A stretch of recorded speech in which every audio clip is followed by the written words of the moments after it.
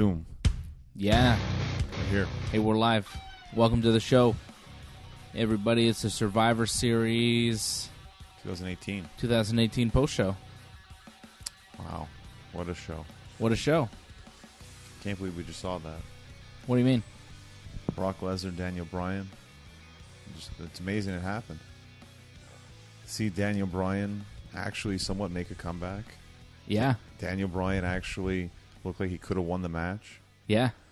Daniel Bryan get dropped on his head right away. It's a pretty great match. Yeah, but better than I expected, without question. Oh, yeah, way better. But in the end, Brock did win. Raw just completely dominated the whole night. Won pretty much every match. They lost the kickoff show, but they didn't count the kickoff show. So that was kind of weird, but okay. But it was fun. I really thought, in my opinion, Ronda Rousey, Charlotte, to me, that stole the show. Yeah? You don't think that Brock Lesnar, Daniel Bryan was the match of the night? For me, that was the match of the night. I thought both matches were really good.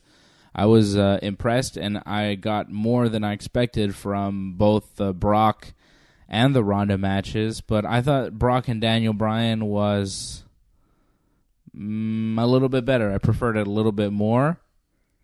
I thought it had more twists and turns, those false finishes. You really did believe that Daniel Bryan was going to win a few times. Even though going into it, I thought there's no chance.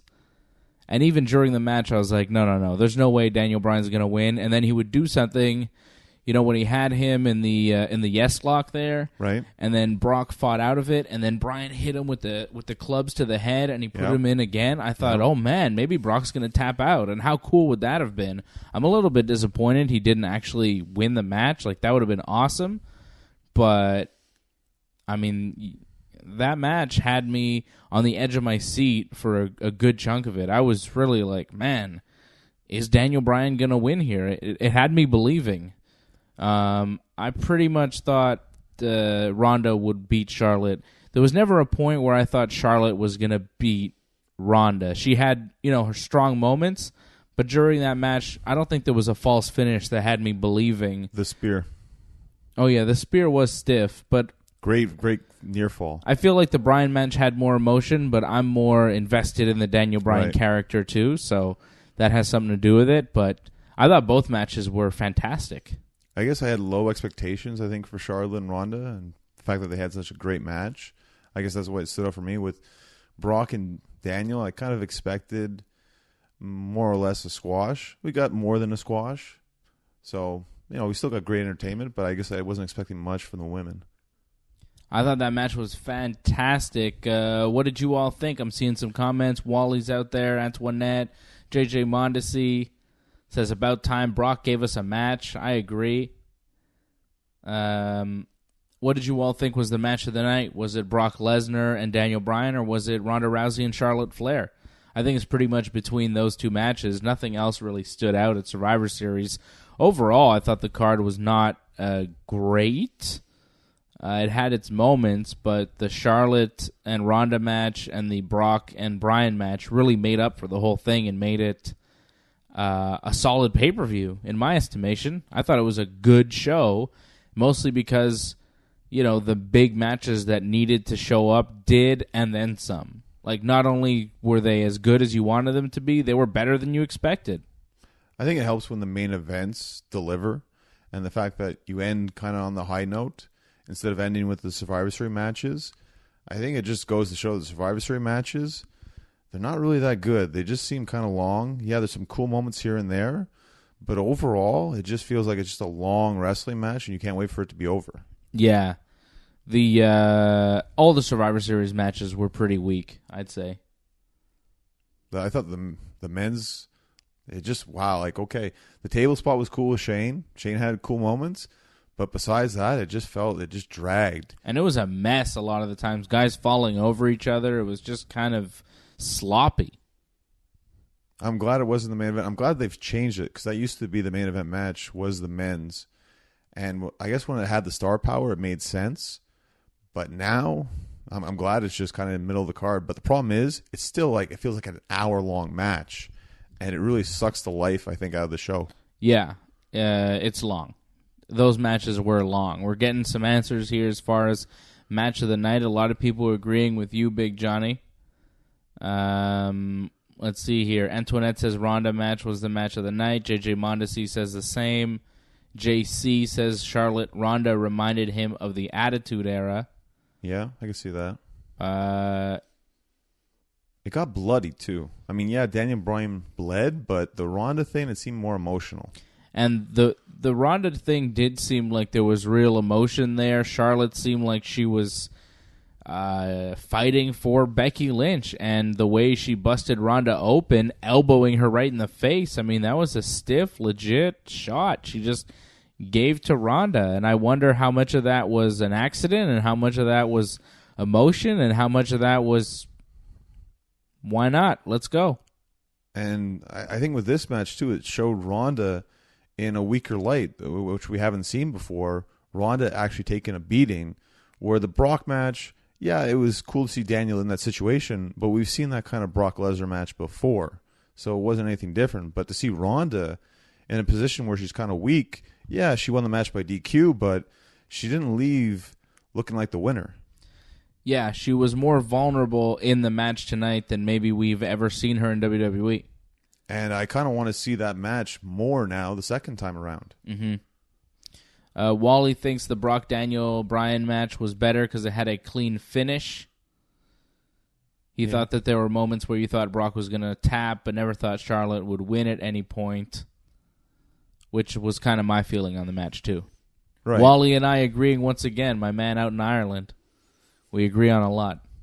Well, they're both very good matches, and I think it's just more in terms of styles. Just I find them a little tired of the Brock matches. They just kind of feel the same. You just put Daniel Bryan in there. It didn't seem like the formula changed that much with Daniel Bryan. I thought AJ last year kind of changed the formula a bit, where, yeah, he took a beating, but he also took the fight really hard. Where this, it kind of felt like the John Cena beatdown, but with a little bit more hope. Yeah, but there were different elements to this. It was different than the John Cena match. I mean, Daniel Bryan was taunting Brock Lesnar. Yeah. When have you seen anybody taunt Brock Lesnar? No one does that. Everybody approaches Brock Lesnar the same way, like they are scared to death of the beast. They walk into the match and everybody has the same look, be it Roman Reigns, even Braun Strowman. They all look intimidated. Right. When they're in there with Brock, when they're one-on-one, they're like, oh, uh-oh. Brian's like, come on, bring it. And he's like dancing around him, trying to move around. No one's done that with Brock Lesnar. That was a unique approach. I know you're saying it was the same old thing with Brock, and yeah, okay, Brock suplexed Daniel Bryan around, and that's, what he does, but it's not like that's all they did. No. They did way more. I thought that was one of the best Brock Lesnar matches we've seen in WWE. And definitely his best match all year, right? What was better? Has he had a better match in 2018? No, but he hasn't exactly had good matches. He had all the other matches were Roman and Braun. That's all he's wrestled so far. This is still your top guy in all of the WWE. We showed that. You had the two top champions, and Brock came out on top, victorious tonight. So they showed you he's the top guy in the WWE, and his best match of the entire year was tonight against Daniel Bryan. Well, last year, too, Survivor Series, the best match was AJ. It shows you the SmackDown guys are the best, even though SmackDown got completely destroyed tonight. They try to make Raw seem like it's the better show. It isn't, but that's the way they show it on TV. Raw won every head-to-head match except the kickoff match, right? Which wasn't on the actual pay-per-view. So Raw won the 5-on-5 men's match. They won the 5-on-5 women's match. They won the Seth Rollins beat Nakamura in the Intercontinental versus U.S. title match, and Brock beat Daniel Bryan, and Ronda beat Charlotte Flair, albeit it was a disqualification when Charlotte grabbed the kendo stick. Quite a post-match beatdown there from Charlotte Flair attacking Ronda, setting up another encounter down the road. Who knows when, though? Well, I think they're keeping their options open because Becky is injured, and I know a lot of people are expecting Ronda versus Becky at WrestleMania, but who knows what's going to happen? Who knows how long Becky's going to be out for? So they just pretty much gave themselves a backup plan. I think it still could be Becky, but Charlotte's there just in case, just like she was tonight. Yeah, and I think Charlotte is a solid replacement if you need to replace Becky Lynch. She showed tonight that she can have a kick-ass match with Ronda Rousey, and they can do even more. And if Charlotte is the one to beat Ronda, I'm not mad at that. She had a great match tonight. One of her best matches in all of WWE, and I think it was Ronda's best match that she's ever had. It was better than the Nia Jax match. It had more emotion. It was cool to see Ronda in that position then, but it felt like this was more. It felt like there was a lot more emotion because of the Becky and because that we haven't seen Ronda that vulnerable in so long. And Charlotte, she pretty much always wins. You always think, oh, if Charlotte's wrestling, she more likely could win. So to me, that added to this match. With Nia, it's just, well, when is Ronda going to take her down? It wasn't, can she? You just knew it was just a matter of time. I think something else that we can't forget to mention is how hard Ronda worked, how hard Charlotte worked, how hard Bryan worked, and how hard Brock worked. Brock really worked hard tonight. He worked more than he usually does, I guess. He took a few bumps that he didn't need to take in a normal match that he would have. He doesn't usually take.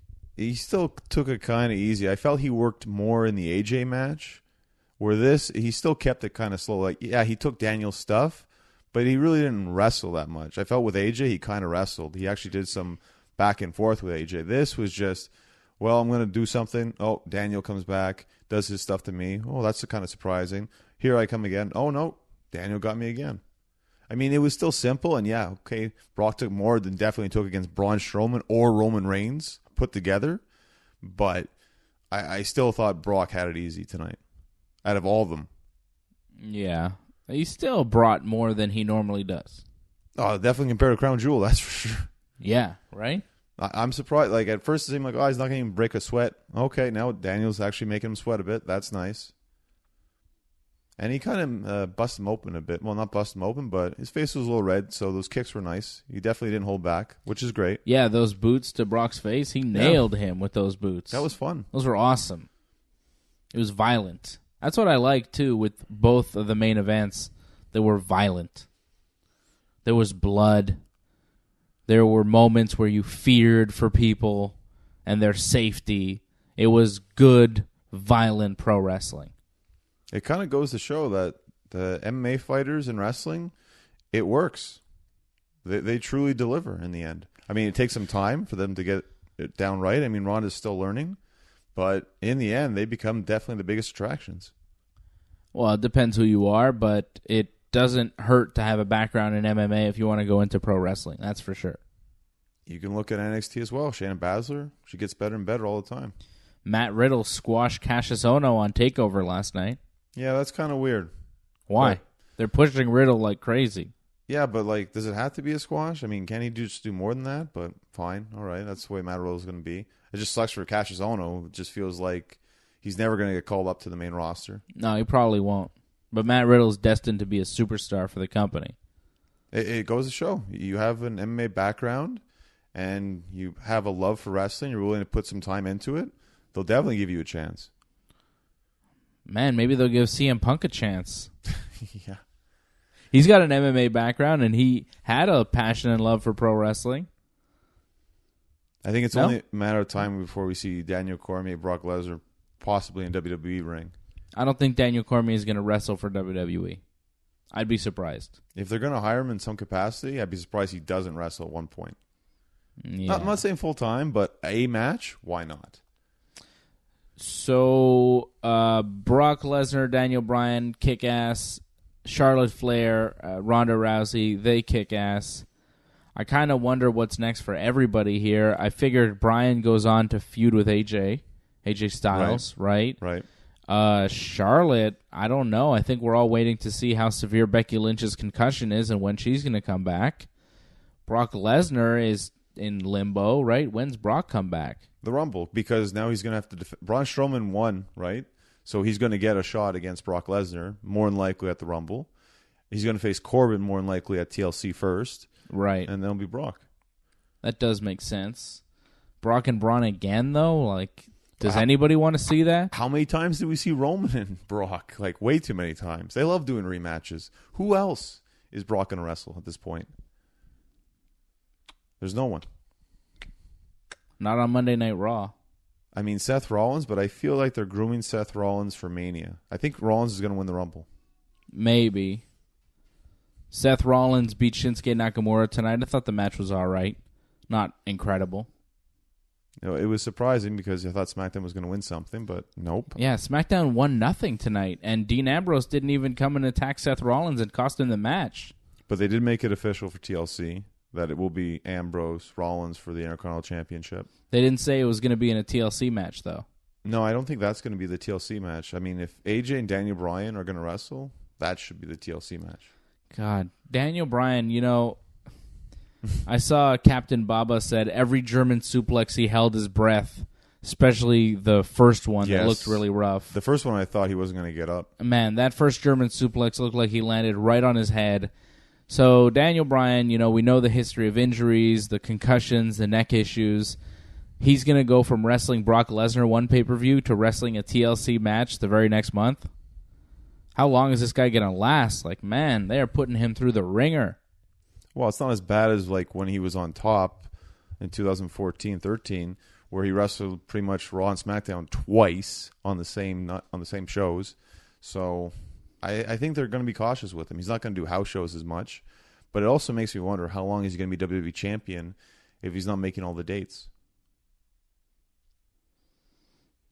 I think he's going to be making all the dates, though. He's all right. Is he going to do all the house shows? He wasn't doing all the house shows before he was WWE champion. Yeah. Does he need to? I think it's a great draw for a house show that you're going to have a WWE championship match. AJ was doing it. Paul M says Drew, Braun, and Lashley are Raw's top guys and will be the ones challenging Lesnar in the future. You know, that's not a bad point. We're saying it's going to be Braun for sure, but I could see Drew McIntyre or Bobby Lashley going at Brock in Brock's next title defense. I'm kind of sick of the Braun Strowman thing. He did win the match and eliminate 4 guys for Raw, but Drew McIntyre and Bobby Lashley also survived for Team Raw in that match. But Drew, it seems clear that he's going to feud with Finn Balor because they had the issue. But that's like a stepping stone on the way to Brock. Like, that's your TLC match for Drew on your way to Brock at Royal Rumble. But Braun's already got the shot because Stephanie said, as long as you're on the team, you help us win, you got the shot. So it's already set in stone that it's Braun next. Maybe it'll be TLC, though, for Brock. Maybe Brock comes back in December? I highly doubt it. Come on. When has Brock ever worked a pay-per-view that's not one of the big 4? I think it was Great Balls of Fire, and that was it. Antoinette making a solid point. She says Brock doesn't make all the dates, and he's still the champion. Yeah, he is. It's true. Bryan's going to make more dates than Brock Lesnar will. But we saw... Give Bryan some time off to rest and recuperate. We saw tonight Brock's more important than Daniel Bryan because Brock won. Yeah, well, that's just the way Brock is. Brock beats everybody. Brock always wins. And Brock's always the main event. So they're going to protect Brock Lesnar as much as possible. And just feeding him the same opponents, people will still want to see Brock Lesnar versus a big guy. Regardless that he's beaten him before, you can still sell the fact that it wasn't fair because Baron Corbin interfered. I want to see it so much less now than I wanted to see it last time. And last time I saw it, I wanted to see it so much less than I wanted to see it the first time. Every time you see the match, it loses appeal because it's just not good. First time they put them one-on-one, I said, man, this is going to be cool. And then I saw the match, and I was like, man, that was not so good. And the second time they put them one-on-one, I was like, yeah, this isn't going to be great. And it wasn't. I don't want to see them wrestle ever again. Oh, you know? It's going to happen. Yeah, well, I'm just not into it. I'm not into Brock Lesnar, Braun Strowman. I hope they go somewhere else. I wouldn't be mad at seeing Seth Rollins get the shot at Brock Lesnar instead. I think they're just building towards that. You might be right, though. It could be Seth taking the title from Brock at WrestleMania. He's the replacement Roman. If Roman's not around, they need somebody else to be the guy, and Seth Rollins could be that guy. It would make a lot of sense. If you look at it, they always keep Seth strong, even though he lost the tag titles by himself. Even when Roman was around. Yeah, even when he was around. double champion on Raw. There's only Seth Rollins that does that. And Seth Rollins beats Nakamura. It doesn't matter that they sell that he's distracted. Still wins anyways. And maybe Ambrose would beat him, but they don't come back and win the Rumble. Okay, so the WWE Survivor Series match, Braun Strowman was spotlighted. But if you look at the SmackDown team, who do we really focus on? Shane McMahon. Yeah. He's the star of SmackDown. Samoa Joe was eliminated with one kick from Drew McIntyre. We didn't see him at all. Sad. Jeff Hardy was kind of there, but kind of not. He had moments here and there. And he got eliminated real quick. Him and Ray got eliminated kind of at the same time by Braun Strowman. I thought Ray had some good moments. I mean, he eliminated Finn. Ray had some moments, but for the most part, it was the Shane McMahon show for some reason. And like, Shane McMahon wins the World Cup at Crown Jewel, right? Best in the world. But he's a heel in doing so. But he beat two heels, or he beat a heel by doing it, so he's a face. But it was kind of a heelish move, was it not? It was. And now tonight, he's like the big baby face trying to conquer Braun Strowman, who's also a baby face. Yeah, what was going on with the booking of Shane McMahon tonight and the booking of Shane McMahon in general? It's so inconsistent. Sometimes he's a heel when they need him to be. Sometimes he's the top babyface on SmackDown. It's bizarre. And, like, couldn't Shane McMahon have recused himself from the match and put AJ Styles in instead on the team to make Team SmackDown better? Why wasn't Randy Orton on that team? It really made no sense that Shane McMahon was the focus of Team SmackDown. Well, because Team SmackDown didn't win, and Randy has great stats at Survivor Series, and they didn't want to ruin his stats. Because they've done it before. Randy just lost to Braun Strowman, and they didn't want to do that again. They protected Randy by not having him on the pay-per-view. And if you think about AJ Styles, too, him just getting squashed by Braun, it would have devalued AJ more than he's already been devalued in the past week. You might be right about that, but still, the focus on Shane McMahon for the high spots, for the big moves, it's all about Shane. Like, couldn't you have focused on Jeff Hardy doing some of those big moves instead of Shane? I understand that's what Shane does when he shows up, but, I mean, everybody's agreeing on the comments, you know? Rob Clue says it's sickening Shane would be the focus of anything. Antoinette says Shane should retire. You know? I have to give Shane credit. That clothesline he took from Braun Strowman, that looked like that killed. That looked like absolute death. Like, I can't believe you're going to get up from this. And they kept Shane, like, he kept coming back all the time. You take these crazy bumps. No, he's still alive in this. Yeah. They made Shane look like he was almost invincible in that match. He survived all the way to the end. Which is like, why? Because he's kind of superhuman. I mean, he did face The Undertaker at WrestleMania. So they kind of make Shane into a big deal. Regardless that a lot of people think he is a joke. He faced Undertaker at WrestleMania? In Hell in a Cell. In Texas. Oh, yeah. That was 2 years ago. He did the jump off Hell in a Cell. So forgettable. So forgettable. Though. Jump off Hell in a Cell. Whatever. He does it every match. I don't care. It's lost its meaning. But yeah, Shane is like a superstar, man. Regardless that people think Shane's a joke, Shane McMahon is one of the top stars in WWE. And yeah, he only wrestles once in a while, but when he does, it's a big deal. And they always make sure to put emphasis on Shane. Yeah. That's what happens when you're the son. And hey, man, he takes great bumps. You can't take that away from him. So does Jeff Hardy. Yeah, but Jeff's beaten up, and Jeff needs to wrestle almost every week. Shane has his moments here and there. So use up Shane now and save Jeff for later shows. So Crown Jewel, Shane gets a big spot. He wins the tournament. Survivor Series, Shane is the sole survivor for Team SmackDown before getting eliminated. Well, SmackDown won Crown Jewel, right? And now Raw won Survivor Series.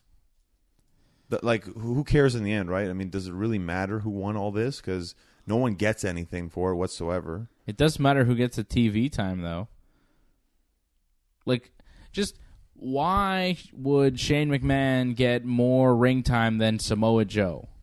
I fear Joe's hurt. By such a wide margin, too. Joe has to be hurt. I mean, it's just weird that they would use him, or they just don't have a lot of interest in Samoa Joe. How you go from the world title to that, it's worrisome. They're moving on from Samoa Joe as well, right? They got to kind of change course of action. He's a heel. Bryan's a heel. Bryan's a champion. What's Joe going to do? Everybody's got a shift on SmackDown right now. Yeah, it's tough unless Joe goes into a tag team maybe. But even then, against the Bar, you have all heels as champions on SmackDown. It's not a lot of room for Joe. Yeah, that's it. If you're a heel right now on SmackDown, there's not a lot of room for you. If you're a babyface like AJ Styles or Jeff Hardy or Rey Mysterio or Shane McMahon, there's a lot of stuff to do. Unfortunately for Joe, like, what's he going to do right now? He can't feud with Nakamura. He can't feud with Daniel Bryan. He can't pick up a tag team partner and feud with the Bar. Where does he go? And that's why he got eliminated first in a matter of seconds at Survivor Series tonight. So it's kind of weird that Raw won all the matches. Like, what does that really tell you? Why did Raw win all the matches? Because SmackDown is a better show. People enjoy the wrestling, I think, more on SmackDown. It's more entertaining. It's easier to watch than 3 hours of Raw. But they want to make sure Raw is important. I find, anyways. And by doing so, have them win all the matches. This is kind of like making Miz the WWE champion. Like, he's a terrible wrestler, so you got to give him all the accolades so that people take him seriously and respect him.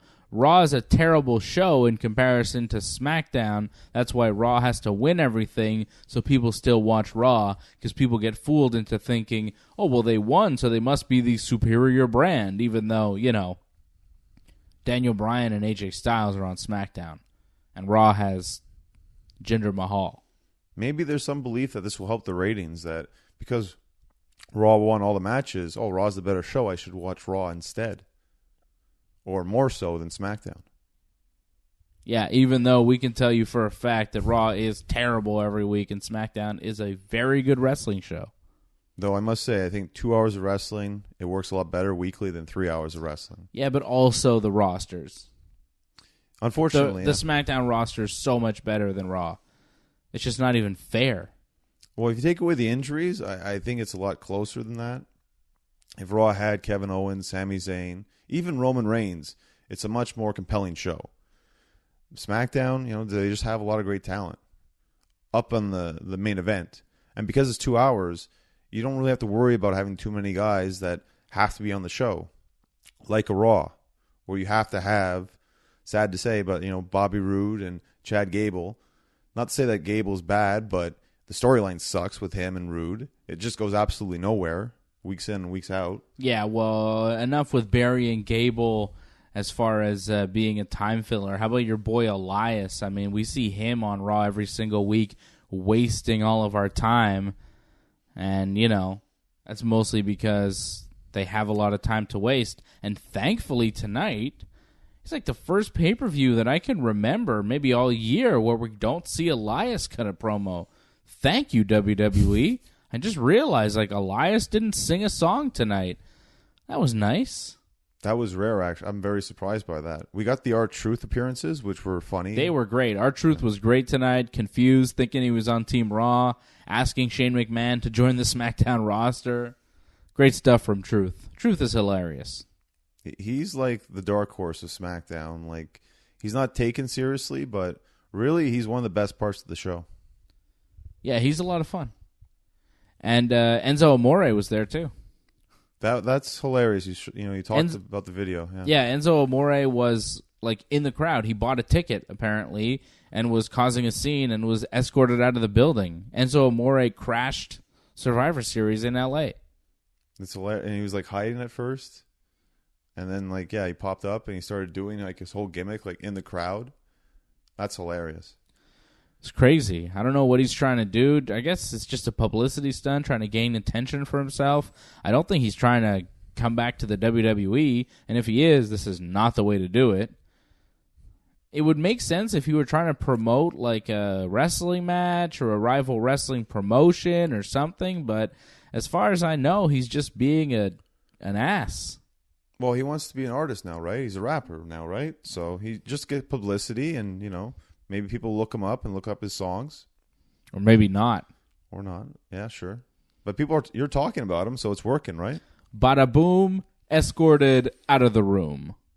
And you said he had an incident too, like on an airplane. He got escorted. Yeah, he was escorted out of an airplane. See, he's looking for attention. He's getting it.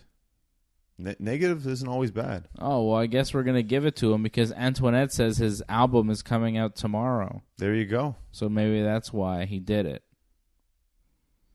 But yeah, I don't really miss Enzo Amore on TV. He was all right as a 205 Live champion, I guess.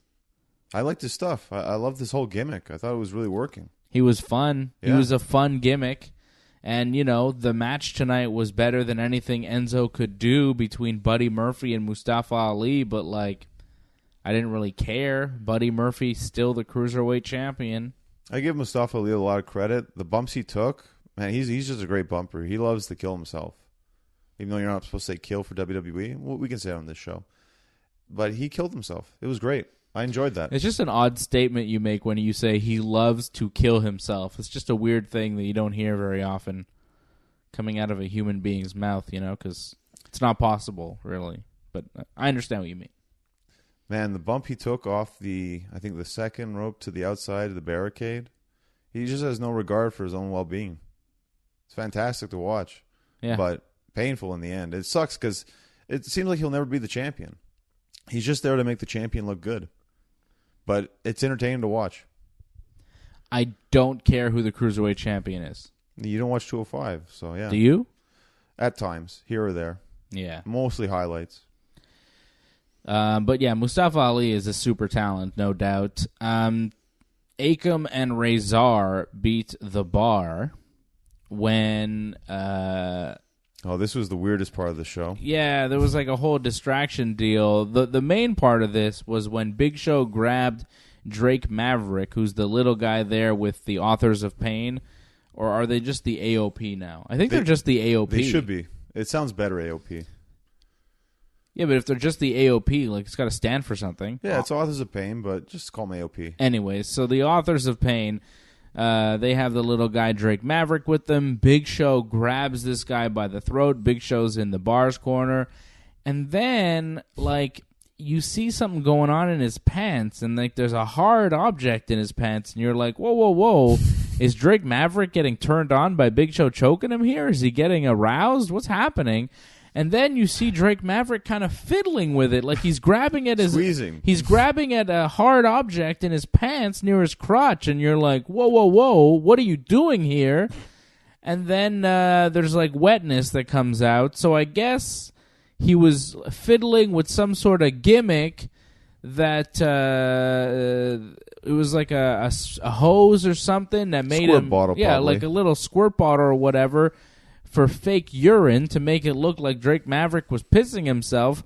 But for a while, it looked like something else was going on there. He's playing him with himself. He looked like he was touching himself. You could see Big Show grab him by the throat, and then the camera focuses on his crotch, right? Because something's going to happen to his crotch. But all you see is something kind of growing in his pants, and you're like, what is going on there? What are they showing us here? It was crazy. And then somehow Authors of Pain's manager pissing himself led to the Bar getting distracted and Authors of Pain winning that match. So another victory for Raw. Yeah, that was weird. That was a low point to the show. That was just odd. I understand what they were trying to do, add some comedy into that. It didn't quite work because, one, it didn't seem like there was much urine whatsoever. Usually there would be a lot, right? When someone pisses themselves, You would think there'd be more wetness. It was just a little trickle. Yeah, trickle. Franco said it was semen. Well, if he was touching himself, that makes a lot of sense. Oh, it's disgusting. I don't even want to talk about this anymore. I'm sickened by the whole matter. Whoever thought this was a good idea is probably Vince McMahon. I think it was just poorly executed. I understand why they would do something like that. They're trying to put over that Big Show's a monster, and that guy, he's small. And he's scared and he's going to pee himself? Really? You have to have a guy pissing himself? Come on. It's so dumb. Let's remember, Vince McMahon himself, did the whole pissing angle in the ring as well with Stone Cold Steve Austin. And that's why you know that Vince came up with this. So it worked then, right? Wally wants me to reenact Vince coming up with it. Oh, pal, I think we're going to have Big Show grab him by the throat. And then he's going to piss himself. Yeah. Ridiculous. And they went with it, too. I'm sure it was like, oh, it's a great idea, boss. Great idea, pal. He's going to have something hard in his pants. But it's not going to be his dick. It's going to be a bottle of some sort. Terrible. You never stick a bottle in your pants? It feels great, pal. They couldn't have just done, run around the ring, catch him. There's the distraction. No, we got to make him look stupid, yet the big guys win in the end. All right, sure. Antoinette says Drake Maverick likes being choked. Seems like he does. Seems like he liked it a little too much, if you know what I mean.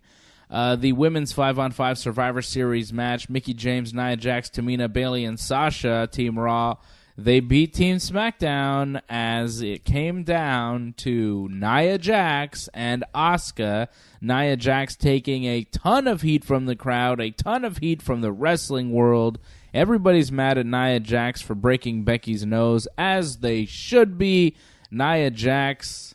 Wally hates her. Yeah, Wally's mad. Everybody's mad at Nia Jax. Doesn't matter what her name is.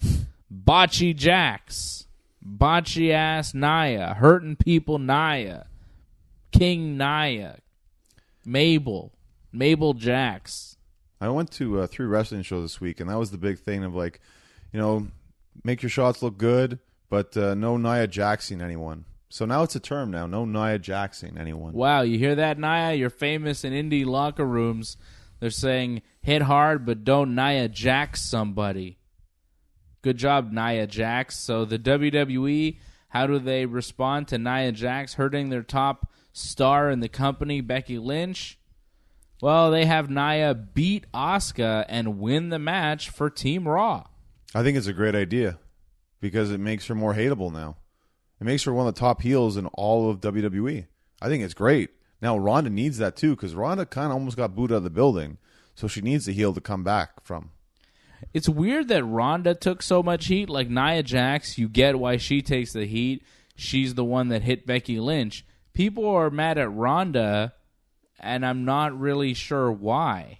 I think it's just because SmackDown, because they got beaten the whole time, so it just felt like Raw were overall all the heels. And Ronda was obviously the favorite, and Charlotte was kind of the underdog.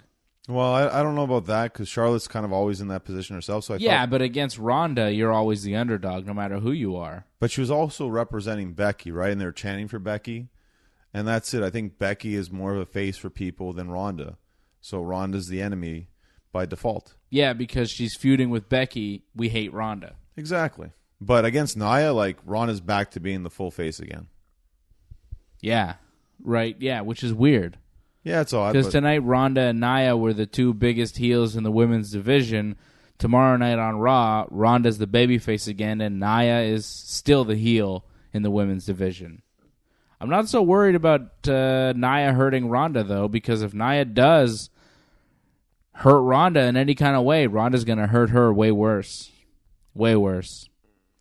Well, she could still crush her face, and crushing your face regardless, yeah, she's going to get her receipt, but still, you injure her, you hurt WWE more. So I just wonder, how long can they let this go with her hurting people and putting her in situations like this? A lot of this, too, is on WWE. They put Nia in these positions regardless that they know that she just isn't capable of doing it.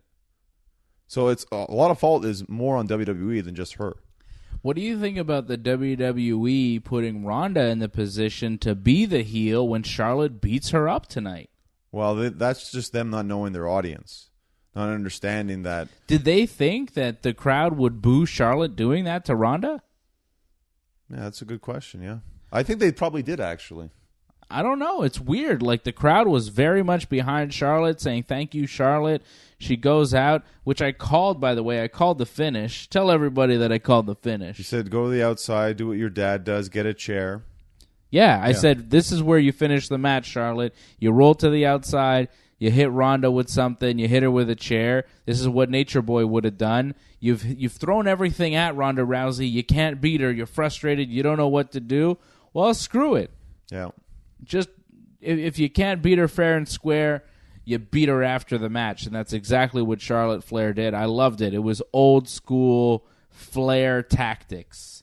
And I called it just before it happened, and then it went down, and I loved it. And then the post-match beatdown, I think, was awesome. And people just like that aggression. People like seeing people get beat up, and people like the way Charlotte did it. People like Charlotte. They felt bad that she was the underdog in the match. And I don't know what WWE was really thinking there. Are they trying to make Charlotte a heel on SmackDown? Because if they are, it didn't work tonight. Well, it's weird. They can just kind of write this off because we're not continuing Charlotte and Ronda, at least not until if they do like a WrestleMania or Rumble, or they put them both on the same show. So you can really just take this and say, well, it doesn't really matter. Like Daniel Bryan and Brock Lesnar, regardless that he was the heel, he was still kind of cheered Daniel Bryan. So you can just take this as it was kind of in its own little universe. And now we just go back to Raw and SmackDown feuds, and that's it.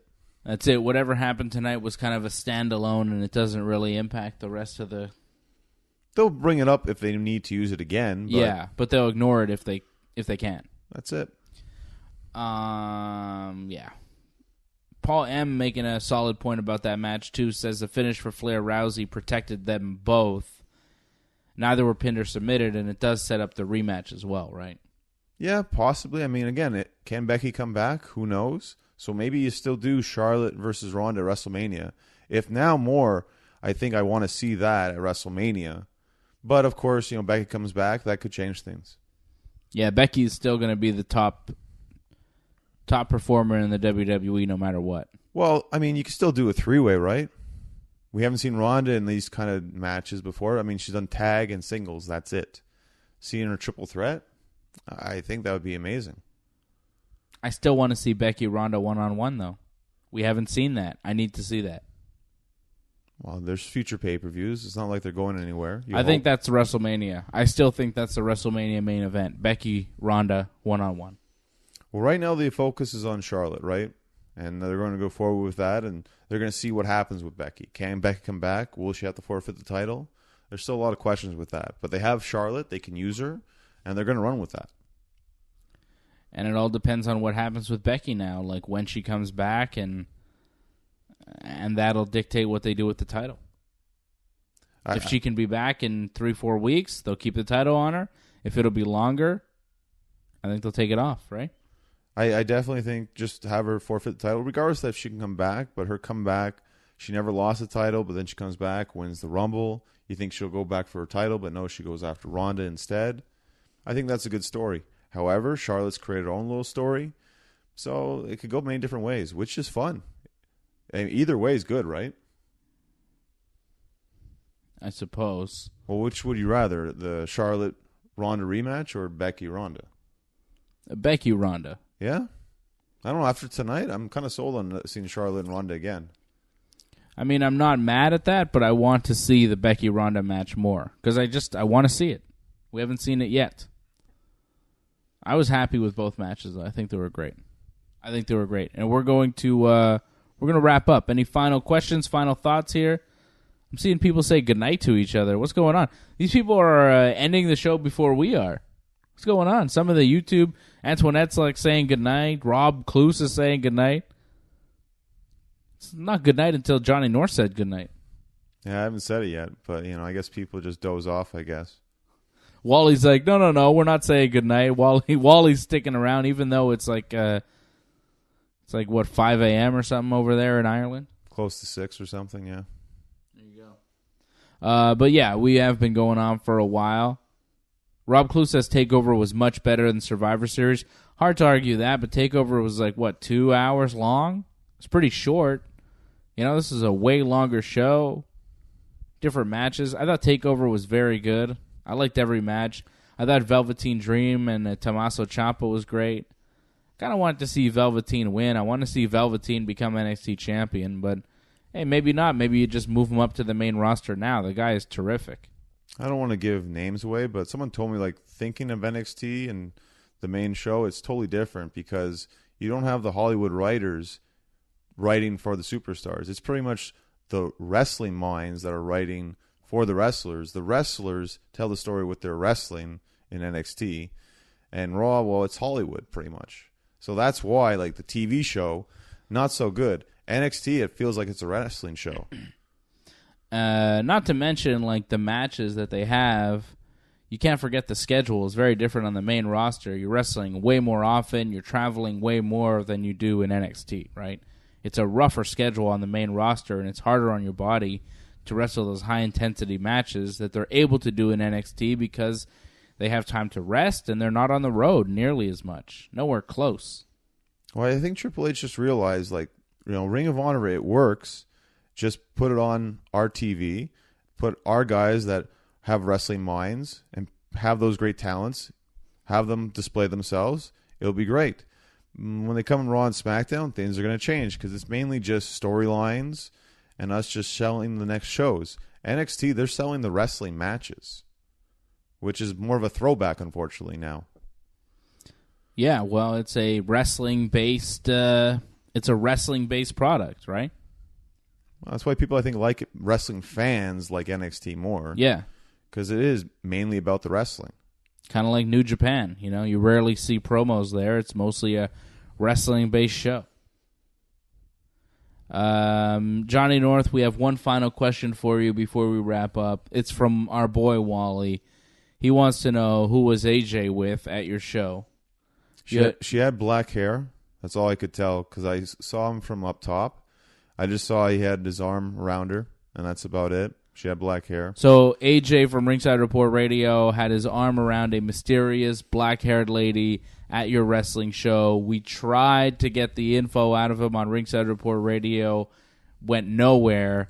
But this is part 2 of that saga where Johnny North tells his side of the story because it was your text message that prompted my line of questioning on the last episode of Ringside Report Radio, which you can check out right now on our YouTube channel or over at ringsidereport.net.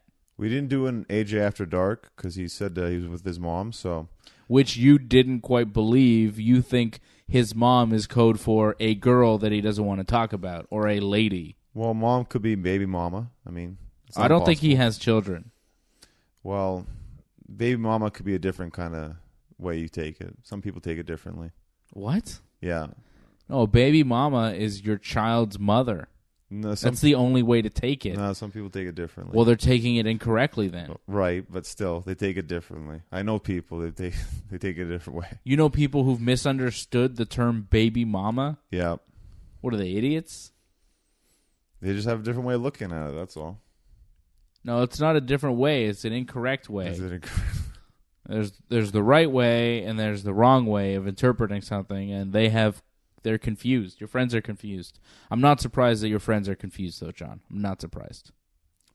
Wrestling is a crazy life, without question. Yeah, it is. It was definitely a fun weekend. We'll talk all about it on Dave and Johnny Live this week. Dave and Johnny Live, Friday at noon. We'll be back, or noon-ish, right? We'll be back here Friday to talk to all of you. I want to thank everybody for checking in. Wally, Franco, JJ, Antoinette, JC, Captain Baba.